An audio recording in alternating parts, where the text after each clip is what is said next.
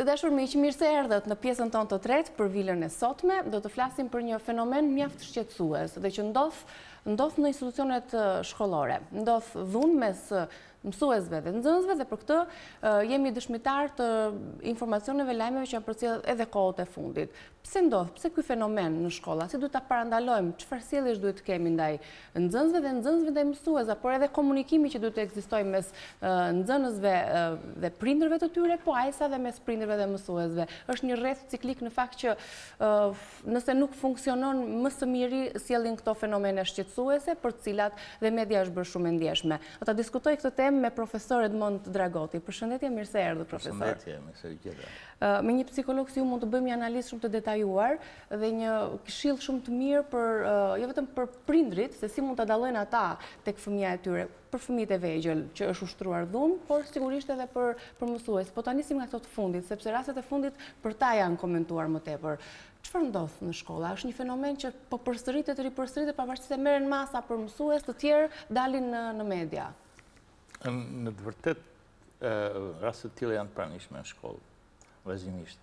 Ka qenë më parë, pranishme natyrisht, po unë kam përshtypjen që në të vërtet prania e agresivitetit në shkolla në përgjithësi, qoftë nga ana mësuesit, qoftë nga aktorët të tjerë të shkollës, është pasqyrë e agresivitetit në kulturën tonë shoqërore.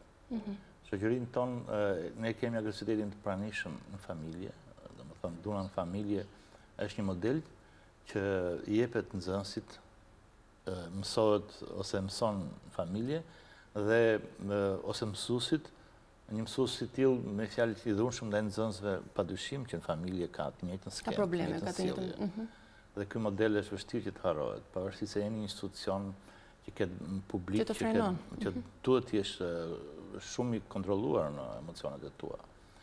Dhe veç modelit që ekziston në kulturën tonë dhe që mësues të tillë të veçantë e përftojnë edhe nga familja e tyre, ky model, pjesa e rrezikut të kësaj sjellje qëndron në faktin se këtë model e mësojnë në nxënësit më pas, që është një brez që kur të rritet do ta pasqyrojë në jetën e përditshme. Si më thonë, ne në këtë mënyrë ne vazhdojmë të kultivojmë agresivitetin në shoqërinë tonë edhe për vitet e ardhshme. Pavarësisht se nxënësi në familje mund të ketë një ambient shumë paqësor, ku udhërohet më tepër dashuri, ai injektohet edhe nga klasa për qenë më pas kur del në shoqëri të jetë dhe i dhunshëm, pra edhe nga ky institucion që presupozohet të jap mençuri dhe arsim. Në këtë rast shkolla pa dashur ose pa pritur shndrohet në një ose jep mesazhe të kundërta dhe të dëmshme për nxënësit.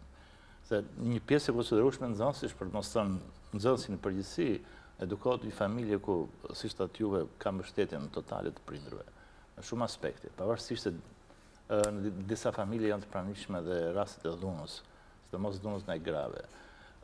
Madje një pjesë nxënësish në këto lloj familjesh mësojnë të jenë dominantë dhe dhunshëm ndaj grave ose ndaj vajzave dhe po ashtu edhe ndaj të tjerëve në shoqëri. Dhe pikërisht shkolla ajo që duhet i edukojë këtë lloj normash patriarkale dhe autoritariste që nxënësi mund të ketë përftuar në shtëpi. Sepse modeli i shkollës është përcaktues, si sillet mësuesi, si trajton nxënësit, mënyra si flet, si komunikon, sa dashuri jep atyre, sa mbështetje e tjera. Mësuesi ka qenë gjithmonë idulli i njëjtë i nxënësit, i cili në të ardhmen kur është bërë prind dhe kur është bërë gjysh madje, mësuesin e vetë parë e ka dashur gjithmonë. Sepse ka mësuar dhe nxënësi mëson shumë për mësuesit dhe nuk mëson vetëm ato në përmbajtjen e lëndës përkatëse. Nxënësi mëson në radhë të parë nga mësuesi mënyrën e sjelljes, mëson dashurinë, si ta doj botën, realitetin, njëri tjetrin me radhë. Pra, nxënësi padyshim që ka një lidhje shpirtërore me mësuesit. Dhe në momentin që arrihet deri kjo dhuna, domethënë njëri apo tjetri ushtrohen dhunë ndaj tij, çmitizohet në moment ajo figurë. Pushon si që janë idhull, por nga ana tjetër prishet gjitha lidhje shpirtërore që ekziston dhe që mban nxënësin të tërhequr pranë shkollës. Kjo bën që nxënësi të humbasë besimin për vlerat njerëzore në shoqërinë përgjithësi, nxënësit mësojnë që të sillet dhunshëm në të ardhmen dhe në këtë mënyrë ne përgatisim njerëzit ose agresorët e së nesërmes. Dhe shanset që ky nxënës më pas të devijojë në kriminalitet dhe në sjellje devijante, dhe në që rregullimet për personalitetit janë shumë të mëdha.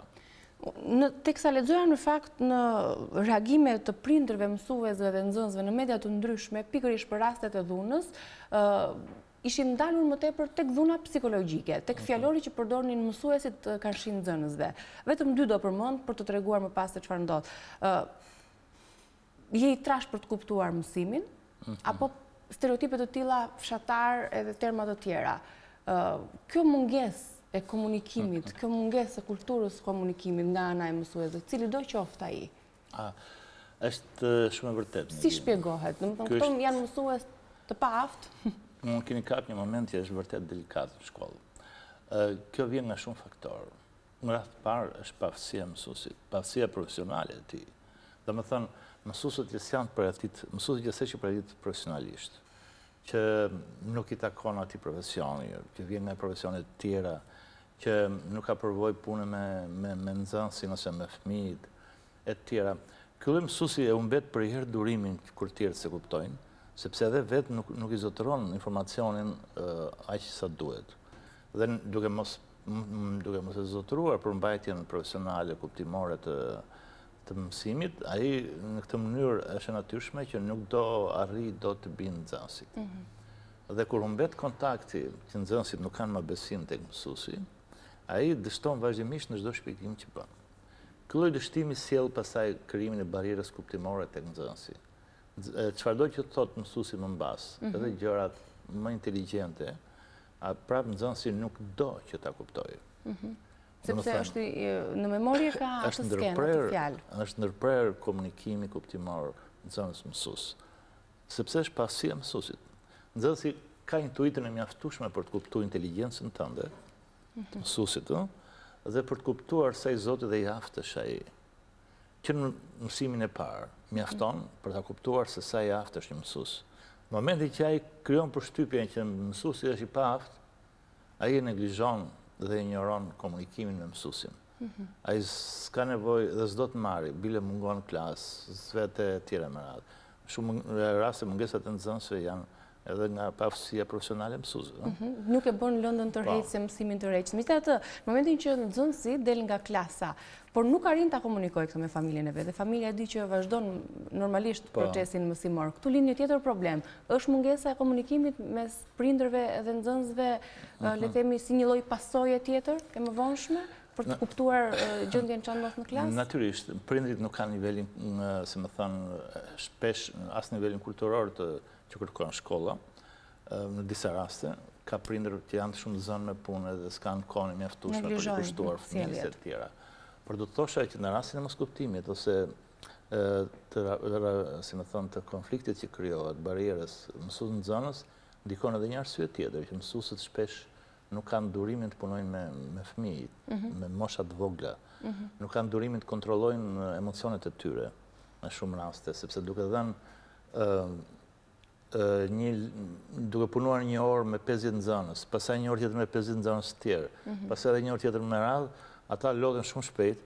Po kjo është punë e tyre. Kjo është punë e tyre, po nuk kontrollojnë emocionet e tyre, janë formal në procesin e mësimdhënies, dhe kur je formal edhe veten nuk e duron dot e tjera, sepse janë aktiv, nuk nxisin mësimin interaktiv, që nxënësi të jetë aktor, të flasë, të reagojë, të bëjë, në mënyrë që edhe mësuesit të ndihet me fjalë si pjesë e klasës, jo larg kësaj e me radhë. Po edhe pastaj raporti prindër-mësues është shumë i rëndësishëm, sepse ka një hendek në fakt në komunikimin mes tyre. Ka gjithmonë një hendek, se prindi e shef me sytë e tij formimin ose procesin mësimor të fëmijës vet. Duke pa me sytë e tij, ai beson gjithmonë që fëmia i vet është i zgjuar, inteligjent dhe mëson shumë. Sepse fëmia kështu paraqitet tek prindi. Sikur ai ka shkuar në shkollë, ka mësuar, ka 3 orë që lexon etj. Prindi shkon te mësuesi duke justifikuar sjelljen e fëmijës së vet. Jo, duke kërkuar sjelljen, por në disa raste duke kërkuar llogari mësuesit. Që ç'e thua, fëmia ime është shumë i mirë, studion gjithë ditën në shtëpi. Ai është shumë i mirë, pse ka marrë 4? Edhe etj. Sepse nuk ka komunikuar më parë, nuk e ndjek hapasapi fëmin, ku shkon, ç'a bën. Dhe sidomos në shkollën e mesme, fëmia ka shumë shanse që të lërohen në mësimit, të largohet, grupohet në shoqëri jashtë shkollës etj. Por natyrisht nuk është fjala që prindit ta kontrollojë fëmijën hap pas hapi në çdo gjë. Talor edhe se këtu doja të ndalesha. Duhet ta monitoroj që fëmia ta di që prindi po e monitoron për hyrje daljet në klasë, në kafe. Prindi nuk ka nevojë të monitorojë çdo gjë tek fëmia, po ai monitoron në momentet caktuara, monitoron procesin e ditës, çfarë rregulli ndjek fëmia gjatë ditës, ku shkon, çfarë bën e tjera. Në një moment tjetër, kontrollon produktin e punës së fëmijës, që anotash ka. Pastaj kontrollon marrëdhëniet e fëmijës, komunikon me shokët e fëmijës, me brezin e moshatarët e tij, se moshatarët janë të rëndësishëm në sjelljen e nxënësit. Komunikon me mësuesin për të marrë vesh si shkon në shkollë. Pra kontrollon marrëdhëniet, kontrollon përmbajtjen, produktin, kontrollon procesin. Duhet të shpërndaj pjesën e monitorimit, sepse po i qef fëmijë sa pas hapi, që kur del nga shtëpia, ku po shkon, që po bën, e tjera me radhë. Ky është një kontroll strikt, po pa përmbajtje, pa kuptim. E humbet vlerësimin tek fëmia? Kjo sjellje e prindit? Sepse prindi nuk është më ai i respektuari ose ai i arsyeshmi në raport me fëmijën. Fëmia mendon se prindi në këtë rast thjesht po sillet si një xhandar si një polic që i shqep mbrapa dhe që s'ka kuptim dhe përpiqet përkundrazi që ti shmanget, ti devijoj, ta gënjej, ta mashtroj, ti shfaqet ndryshe. Dhe prindi fillon përsëri të humbas kontrollin ndaj tij, sado të rrit pas. Ajo që kontrollon fëmijën në tepër është pjesa, se më thënë, besimi reciprok i prind-fëmijë, respekti për njëri tjetrin, sepse ndonjëherë prindit edhe kur marrin shkollën e lartë, nuk kanë akoma besim tek ty sepse thonë ky fëmijë është akoma. Vazhdon të kenë atë konceptin për ta ndihmuar dhe për t'i dhënë këshilla pavarësisht se është arritur një moshë pjekurie. Për t'i dhënë këshilla dhe edhe për ta konsideruar dhe për të pas frikë vazhdimisht se ky fëmia im ka mundësi të gabojë. Nuk është i Zotit mos gabojë. Edhe mbas i mbaron edhe kur janë emision televiziv. Është vërtet. Megjithatë, si do ta dalloj prindi fëmijën e tij, pavarësisht se e njeh shumë mirë, ose mund t'i shpëtoj një lloj sjelljeje që ky fëmijë ka përjetuar dhunë. Flas për fëmijët më të vegjël, se ndoshta në adoleshencë dhe komunikimi është më i hapur dhe fëmia di si ta interpretoj atë çka i ka ndodhur. Po ka fëmijë që ndoshta kanë frikë të tregojnë në familjen e tyre, që ndaj tyre është ushtruar një lloj dhune, qoftë fizike, qoftë verbale, që kjo e fundit besoj se është dhe më e shpesh dhe e përditshme. Është vërtet, sidomos në zonat rurale, se unë kam pasion shumë herët mësues edhe në fshatrat e Skraparit.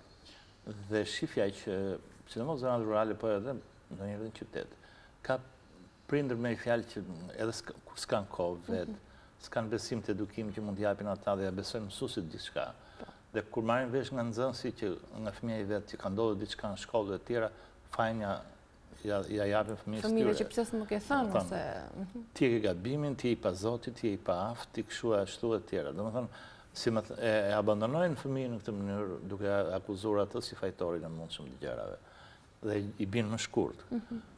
Ndërkohë që, sepse nëse prindi do gjej shkakun e vërtet problemin, pse ka ndodhur kjo, atëherë atij duhet të investoj kohë për ta menaxhuar situatën. Sepse duhet të komunikojë me gjithë aktorët që kanë qenë pjesë. Me fëmijën që s'ka komunikuar fare, duhet të komunikojë me mësuesin, tani edhe me psikologun ose punonjësin social të shkollës, me gjithë aktorët. Dhe po kjo i duhet investohet seriozisht. Dhe shpesh prindit i bën shkurt dhe nuk e vlerësojnë faktin, nevojën e qenies pranë fëmijës vazhdimisht, në çdo moshë. Kjo dhunë që përjetohet vazhdimisht në shkollat, jo vetëm të Tiranës, shkollat rreth e përqark Shqipërisë, qoftë në fshat, qoftë në qytet, ka të bëjë edhe me autoritetin e mësuesit? Ka rënë pak autoriteti i mësuesit në krahasim me, nëse kujtoni periudhën tuaj për shembull? Në fakt, periudha ime është dhe kjo tani, po. Ku keni qenë ju përballë mësuesve tuaj, ë? Në dritë e Sheqerfikut, ku keni qenë ju nxënës përballë mësuesit. Është vërtet. Ka mësues që e justifikojnë dhunën e tyre me faktin që më fyeu, më ofendoi, më bëri që ta godisja. Justifikohet kjo nga ana e mësuesit? Natyrisht nuk justifikohet asnjëherë. Në të vërtetë, gjërat në demokraci ju bie vlera i gjërave, gjithave. Domethënë, atëherë kishte shumë vlerë mësuesi. Ishte autoritet dhe modeli mësuesit. Modeli mësuesit ishte modeli të ardhmës në jetën e çdo nxënësi. Sot ka rënë vlera e mësuesit përgjithësi, ka rënë vlera e pedagogut, që në kuptimin që janë jo vetëm që janë shtuar shkollat e tjera, po thjesht ka rënë interesi ose autoriteti pedagogut në përgjithësi, ka rënë vlera e mjekut. Domethënë ka rënë gjitha llojet e vlerave. Vlera ndoshta në kuadrin e mosbesimit, pra nuk besojmë më te mjeku dhe te mësuesi? Nuk e respektojnë si më parë. Fillojnë e vënë dyshim shumë gjëra. Nuk është ai besimi i parshëm, si më thonë, edhe respekti i parshëm natyrisht. Ashtu siç vlerësohet para vazhdimisht në demokraci, siç jemi tani, nëse jemi, ndërsa atëherë jo se kishte më pak, po sepse i kushtoi shumë më tepër rëndësi dhe shkollës, edhe të lexuarit, edhe procesit mësimor vetvete. Për prindin ishte vetëm që shkolla ishte detyruar dhe shkolla e mesme madje, por për prindin ishte shumë e rëndësishme që fëmia që mbaronte shkollën do kishte një punë shumë më të arsyeshme në jetë, edhe si më thon më të sigurt. Sot edhe të mbaron shkollën e lartë nuk e punë të sigurt. Kjo lloj pasigurie lëkundë dhe vlerat shoqërore në përgjithësi. Dhe prandaj që të rezistosh, që të jesh një pedagog ose mësues i kërkuar, i nevojshëm, që të kesh autoritetin e respektin e mjaftueshëm të nxënësit, duhet të investohesh shumë, duhet të investohesh profesionalisht, duhet të investohesh edhe shpirtërisht, edhe psikologjikisht. Marrëdhënia me nxënësin është shumë e rëndësishme. Për shembull, për atë periudhë të kohës përpara viteve 90, të raportet tona me studentët, edhe me nxënësit e mëparshëm, po edhe me studentët ishin shumë të afërta, ishin shumë të lidhur, jo vetëm jetën e përbashkët që bënim shpesh në aksione, zbore, po edhe në auditor. Megjithatë edhe sot ka një komunikim ose le të themi mësuesit i kanë dhe si shok nxënësit, po ndoshta nuk e di se si mund ta përktheni ju si psikolog, a duhet të jetë shumë i afërt mësuesi me nxënësit? Mësuesi duhet të jetë e pi edhe një kafe, komunikon dhe me telefon. Kafe me nxënësit e tjera i afron shumë më tepër se ç'duhet, po mësuesi duhet të komunikojë me nxënësit, të qëndrojë afër, të zgjidhë situatat e problemet të caktuara, sepse sa kohë që nxënësi ka besim tek ky mësues. Dhe në vetvete, jo vetëm nxënësi, po kushto tjetër që të ofrohet të kërkon një ndihmë ose një mbështetje, një mendim, është një, si më thënë, është një detyrim i secilit prej nesh që t'i afrojmë atë, aq më tepër mësuesit. Por mësuesi që është i zoti punës vetë, ndërkohë në procesin mësimor nuk mund të përzi raportet dhe marrëdhëniet që ka me nxënësin. Procesi mësimor duhet të jetë paq korrekt se çka qenë. Duhet mos marrë parasysh faktin që është i njohur i tij nxënësi e me radhë. Edhe sepse ka dhe prindër të tillë, domethënë me autoritetin e mjaftueshëm, që i thonë mësuesit mos ma toleron fëmijën tim në procesin mësimor, pavarësisht se njihemi bashkë e tjera, sepse për mua më intereson që fëmia im të mësojë sa më shumë dhe jo të ketë shoqëri me mësuesit sa më shumë. Dhe sigurisht jetë i barabartë me të tjerët. Megjithatë, ne folim se si duhet të komunikojnë prindrit me nxënësit, si duhet zgjidhur, le të themi, ky raport në mënyrë që pjesa tjetër pastaj në klasë të shkojë mirë. Por çfarë duhet bërë me mësuesit? Janë marrë masa për mësues të cilët kanë dhunuar nxënësit apo edukatorë në kopshte. Çfarë duhet bërë? Edhe më pas të flasim pak edhe për rolin e psikologut në këto institucione. Me mësuesit ke çfarë bën në fakt? Në kuptimin që dhuna është e dënueshme në çdo kohë, pavarësisht se është për vetëmbrojtje apo është për sulm, për agresivitet. Dhuna është një element që nuk rekomandohet as në shtëpi, as në shkollë, as gjikundi. Një mësues që arrin të ushtrojë dhunë, natyrisht është i përjashtuar automatikisht nga prania e tij në shkollë. Sepse ai përbën atë delen e zezë, e cila nuk pranohet më edhe nga vetë kolegët e tij, merret si model negativ dhe disë mund të mbash një model negativ në shkollë. Në shkolla. Megjithatë profesorun sepse bëhet fjalë për mësues në të gjithë Shqipërinë, ka mësues që nuk e kuptojnë që po ushtrojnë dhunë. Ky është më keqja, se çfarë i thash, se i thash një fjalë të tillë. Atëherë është fjala për format e dhunës që janë larmishme, që nga ajo psikologjike, nga ajo verbale tek fizike me radhë. Dhe në të vërtetë dukuria që ndeshet sot në shkollë, siç është dukuria e bullizmit, që është shumë e pranishme gjithandej, ku vetë nxënësit diskriminojnë atë më të dobtin, më të paftin e tjera. Edhe mësuesi tregohet bullist në këto aspekte, ose sjellja e tij intolerante ose e pandjeshme, është një variant ekstremizmi në procesin e komunikimit. Këto elementet e terrorizmit shfaqim ne, ose simpatit për terrorizmin, për këto istisin që doli para ca kohësh, të mësues të veçantë, janë shenja ose tregues të qartë të natyrës ekstremiste të dikujt, të sjelljes apo. Pa jo quhet dhunë? Natyrisht që është Është dhunë, çfarë dhunë e kategorizohet? Qëndrimi ekstremist, dhunë. Intoleranca është dhunë psikologjike. Është dhunë e formave ndryshme, mund të jetë dhunë emocionale e tjera. Dhe kjo është një dukuri e patolerueshme në shkollë, sepse fijet e para të pandjeshmërisë, raportet komunikimit e pandjeshmërisë mësuesit, e intolerancës ti ndaj problemeve që kanë nxënësi, ndaj informacionet që me nxënësi e me radhë, janë probleme, janë dukuri që zmadhohen, shtohen, rriten dhe bëhen të rrezikshme nesër pas nesër. Dhe krijojnë nxënës me këto lloj fillesësh, të cilën në të ardhmen bëhen ekstremistë në sjelljet e tyre. Dhuna është një ekstrem për shkakun. Sigurisht. Dhe absolutisht nuk ka dhunë të mirë, përderisa është kjo fjalë. Dhe megjithatë për çdo gjë ekstreme është e dëmshme. Për çdo gjë ekstreme. Domethënë edhe dashuria ekstreme është e dëmshme. Edhe ajo është një formë dhune? Dhune është nevoja për ta kontrolluar, për ta zotëruar tjetrin, për ta pasur, për ta varësuar. Është interesante, megjithëse të gjithë e preferojnë, po. Kur kalon masën është e dëmshme. Okej, konsumohet. Megjithatë ju përmendët bullizmin, një fenomen tezë shqetësues. Ndoshta do na duhet një tjetër hapësirë që ne ta tregojmë më shumë informacion për prindrit në rast të parë, për nxënësit që ndoshta si term nuk e njohin, pavarësisht se ajo praktikohet si fenomen. Atëherë të lëm kështu se ne tani jemi duke bërë një studim për bullizmin kombëtar në rreth 140 shkolla të Shqipërisë. Ka shumë raste të bullizmit? Dhe jemi në proces akoma. Në proces. Kështu që kur ta përfundojmë atëherë do kemi rastin të bëjmë një emision. Patjetër me kënaqësi të madhe, jemi mi pritur profesor. Psikologu në shkolla, tani po flitet për një status tjetër të psikolog, në mënyrë që ai të jetë më eficient, që personat që do t'i drejtohen psikologut, po edhe nxënësit, po edhe prindrit të kenë më tepër besueshmëri, se do të kenë një informacion apo një këshill më cilësore nga ana e psikologut. Çfarë roli ka psikologu në këto raste të dhunës? A kemi ne psikolog të aftë në për shkolla? Pavarësisht se kemi të rinj psikologët, ata natyrisht që janë duke aftësuar gradualisht, po janë gjënë në fjalë të menaxhojnë marrëdhëniet midis nxënësve, nxënës mësuese të tjera.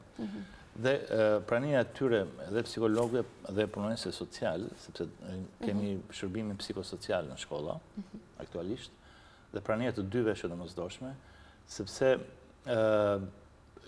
edhe qoftë mësuesit që janë nivelet më të larta të aktorëve që kemi në shkollë, por edhe nivelet e tjera, edhe aq më tepër nxënësit, nuk janë profesionistë të marrëdhënieve shoqërore.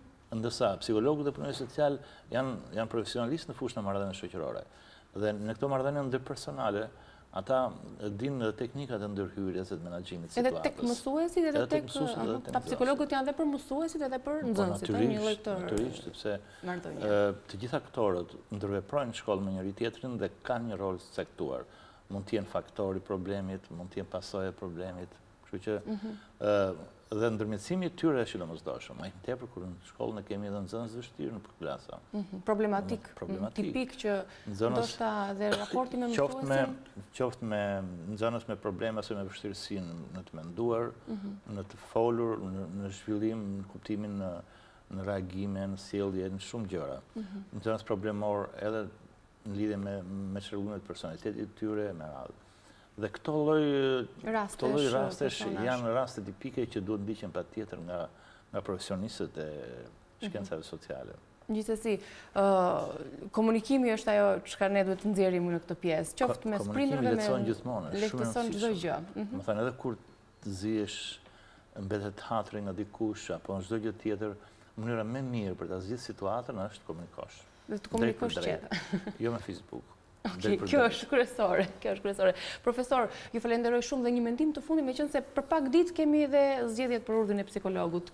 Ky institucion, ky ent që do të krijohet, çfarë do të sjellë për psikologët, kryesisht psikologët e rinj? Ju jeni veteran në këtë fushë, po si e përmirëson imazhin e psikologut? Është shumë e rëndësishëm sepse krijon një status tipik profesional të psikologut, të cilin e veçon nga profesionet e tjera, deri tani është ka qenë lëmë shqipërzime, krijon vende pune të mirë filtra vetëm për psikologët dhe nuk e zjen nga të tjerë dhe krijon një nivel cilësor më të lartë të aktivitetit të psikologëve. Në kuptimin duke u ndjerë psikologët të licenceuar, ata jo vetëm që janë më të besueshëm, por edhe janë edhe më cilësor dhe më kërkues ndaj nivelit të tyre profesional. Qartë, mirë. Unë ju falenderoj, ju uroj punë të mbar, edhe jeni mirëpritur për çdo informacion apo këshill që duhet i japim njerëzve, sidomos për këto raporte. Faleminderit shumë. Faleminderit të dashur miq që keni qëndruar sot në Vila 24. Kalofshi bukur, qëndroni në News 24 me informacionet e radhës. Shihemi nesër.